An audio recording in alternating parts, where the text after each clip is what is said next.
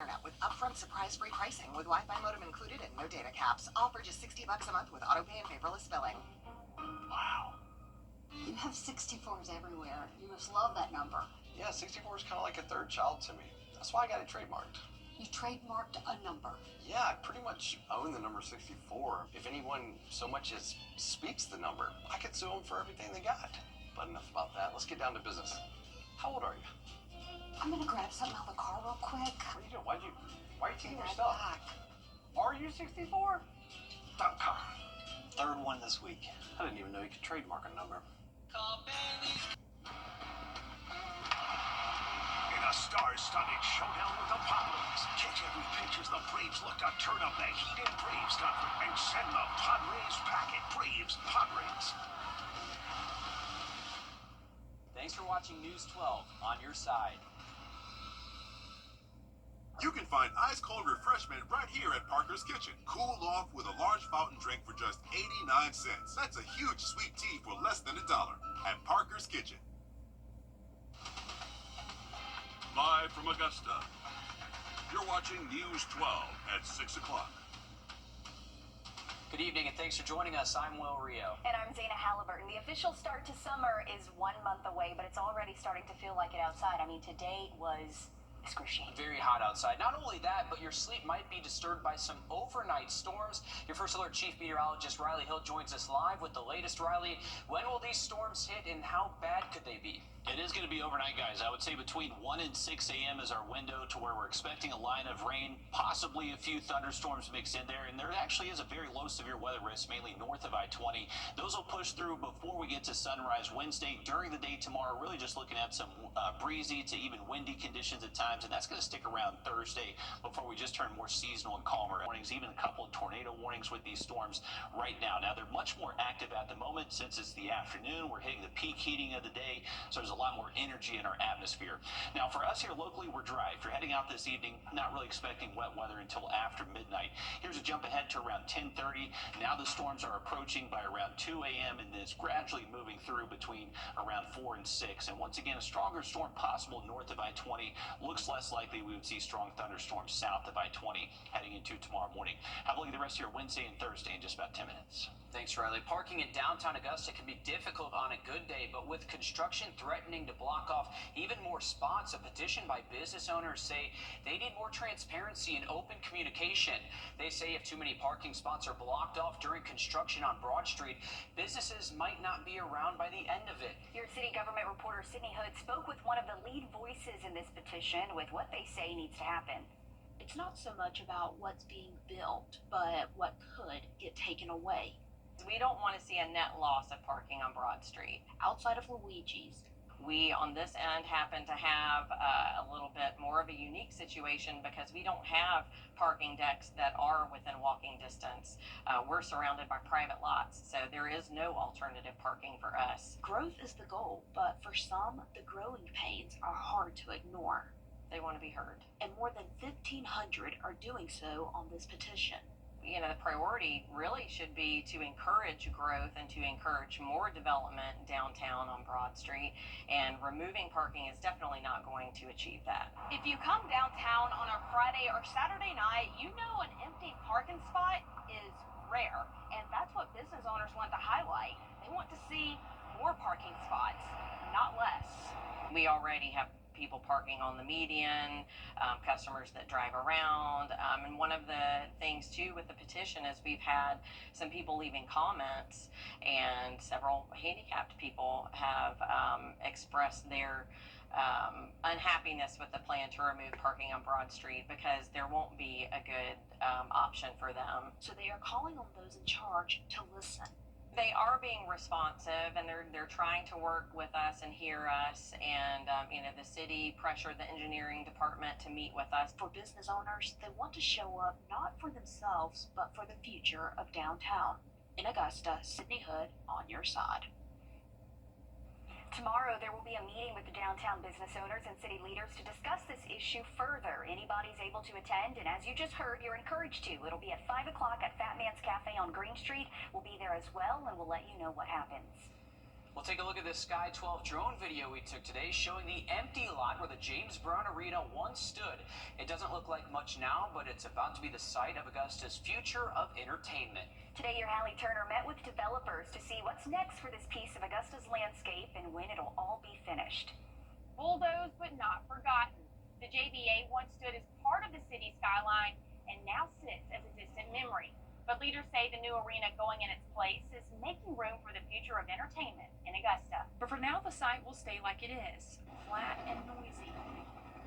Contractors are in the backfill and settlement phase, packing the foundation before the construction goes vertical in the coming months. Get done with this settlement period, which is a waiting period before you see anything happen.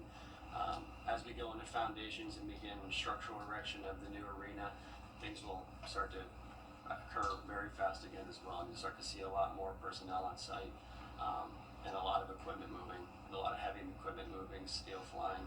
The construction also includes connecting the new arena to the Bell. The VIP area will be torn down and a wall will go up without interrupting any shows at the Bell. But leaders say the connector will be more than just a walkthrough. There'll be one main on box office, which is one of the efficiencies of this building. I mean, what's great about this building is the offices, the box office, the kitchen, the load dock. We only have one at this building. The efficiencies this creates to save money is amazing. So that connector will have all those items in it. While there isn't much to see here now, contractors say they're really going to start gearing up that foundation work that will lead into the spring of 2026, and they are on date as of right now to hit their completion date and open the doors in spring of 2027. In Augusta, Hallie Turner on your side. And we're all waiting until 2027 to see it all done. Another tweak in the plans is parking. Leaders say they purchased an additional lot across from the arena with 250 parking spots. And as far as a name for the new arena, well, leaders say they're still working through it due to naming rights. And speaking of parking, graduations this week mean there are some closures for Evans Town Center Park. The stage parking lot, the dog park, and the lot next to it will be closed starting tomorrow and won't reopen until Saturday the 24th. So keep this in mind as you drive in that area. Graduations mean extra traffic and congestion, so be patient. Burke County Sheriff Alfonso Williams is suing county commissioners. This is the culmination of several years worth of ongoing disputes between Williams and commissioners about the sheriff's office's budget. Now he's filing what's called a writ of mandamus, which essentially aims to order Burke County commissioners to give Williams the funding that he's demanding.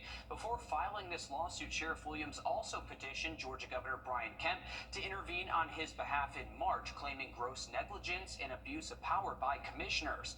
Williams claims that commissioners are preventing him from fulfilling his constitutional duties to protect and serve Burke County. Meanwhile, commissioners have said for years how they decide the sheriff's office budget, and it's up to Williams to stay within that budget. County documents highlight Williams's budget at nearly $13 million, and that he's gone over budget nearly every year since 2018. With Sheriff Williams moving forward on his threats to sue, the cost of this entire situation will fall on you, the taxpayers. Now, the last time Williams sued commissioners, it cost you more than $150,000. And if this moves forward as Sheriff Williams intends, you possibly will never know what happens inside the courtroom until the case is over. That's because he's requesting this entire legal matter to be sealed from the public.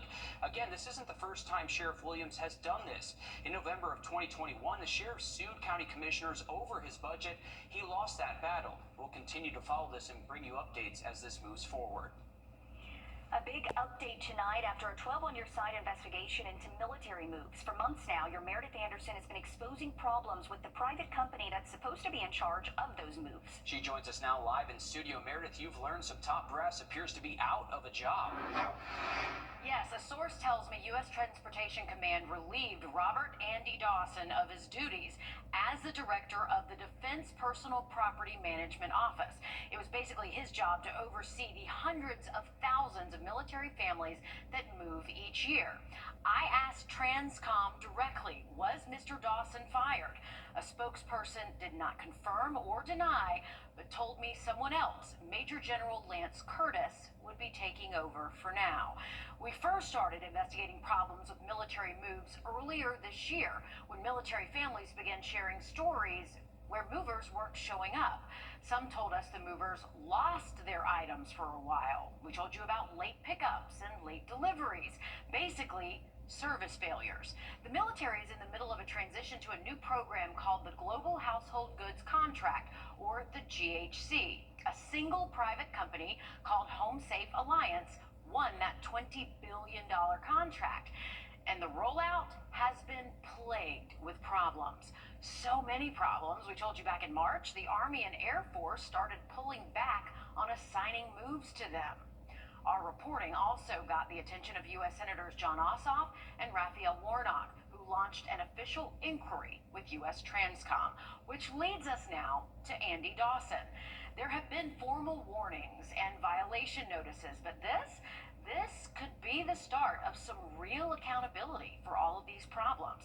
In a statement today, Transcom told me, quoting here, "Our focus remains locked on providing our service members and their families with an improved moving experience.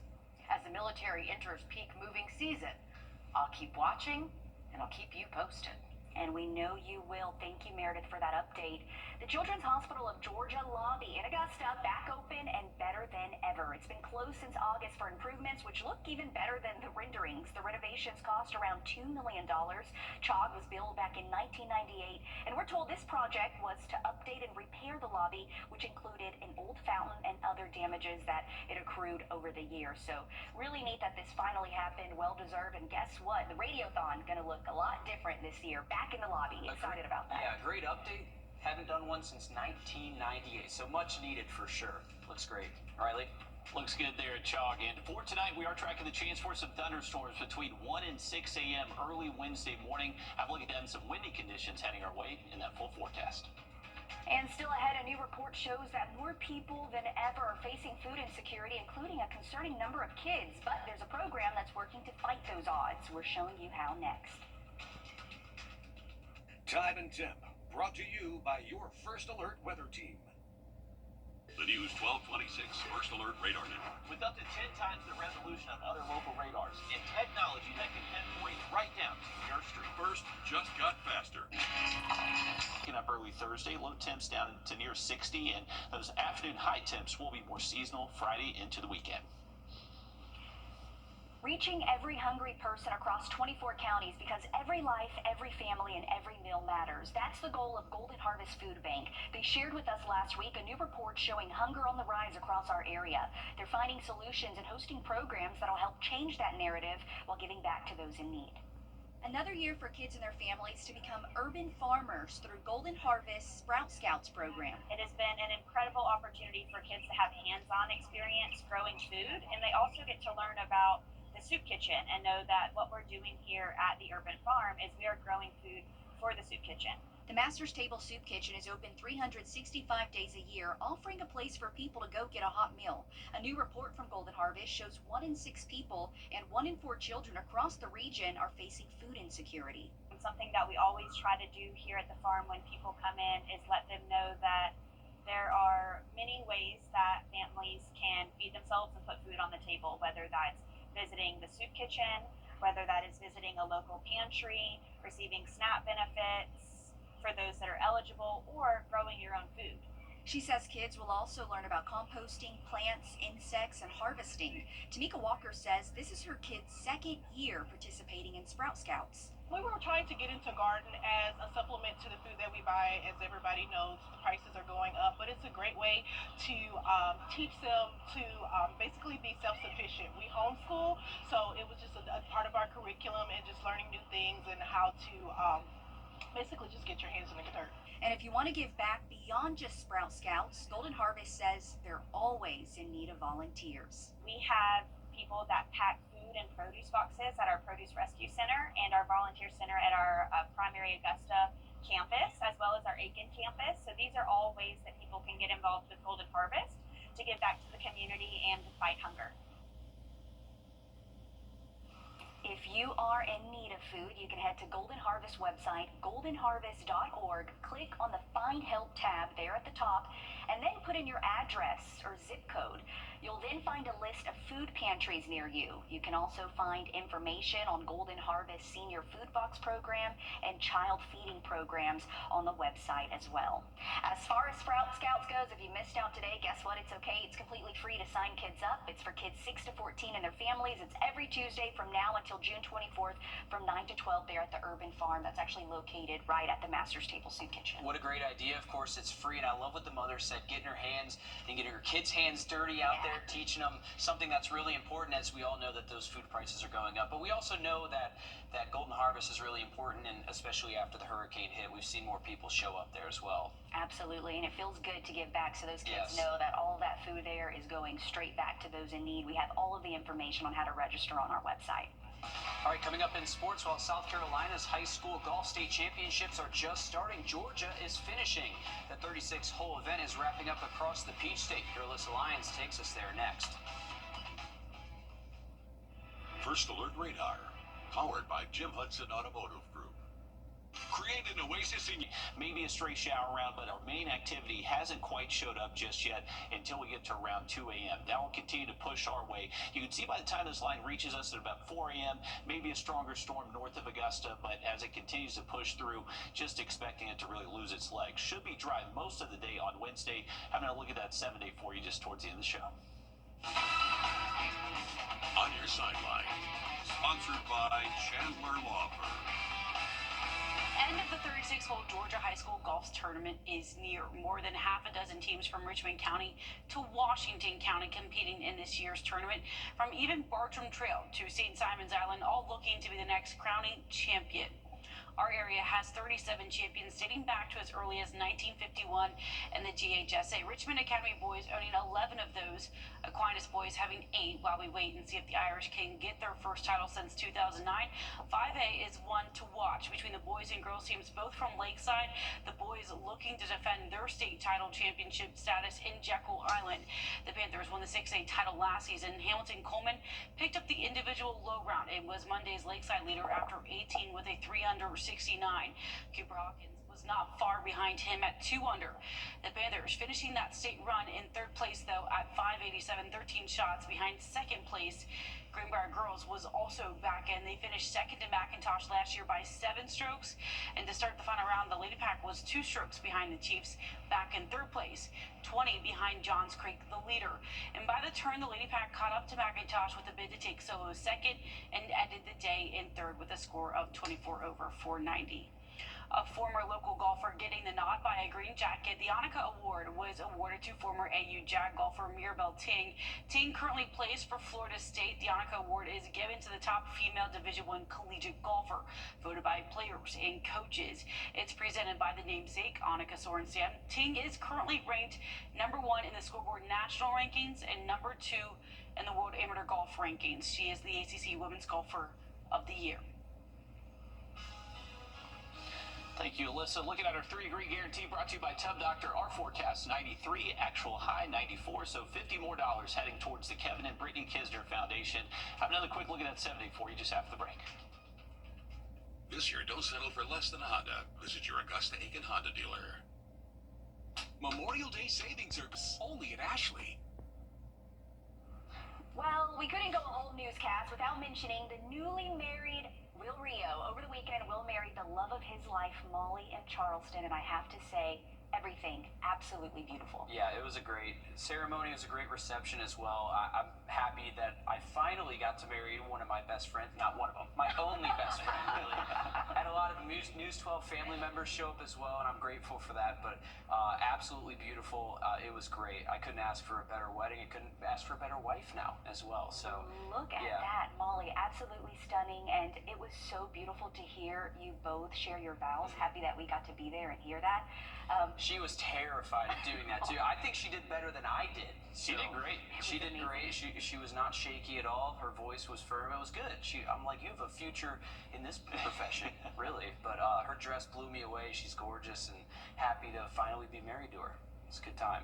Happy for you both. Congratulations. And again, happy that we got to share, the special moments with both of you. And the venue in Charleston, just stunning. Beautiful. Yeah, blew us away, but it was great. Riley, we had great weather. We were a little worried. We had a lot of rain leading up to the wedding last week. I know. It was perfect out there, Will, and so happy for you and Molly. It was a perfect ceremony, a really fun reception. Just couldn't ask for anything better out there. And I mean, just look at that venue, stunning right there on that Tidal Creek. And that's why my voice is a little bit gone today as well. A lot of shouting and singing over the weekend. It was a good time. That's how you celebrate. Absolutely, and celebrate we did. It was a great time out there, and super happy for you and Molly. Well, we are going to see that chance for thunderstorms late tonight, early tomorrow morning. May get woken up by a few rumbles of thunder, and then we're looking at just some breezy to windy conditions at times Wednesday and Thursday, but then looking much nicer by Friday. Thanks, Riley. We're back on 26 News at 7. And for News 12 at 10 and 11 o'clock. Thanks for watching.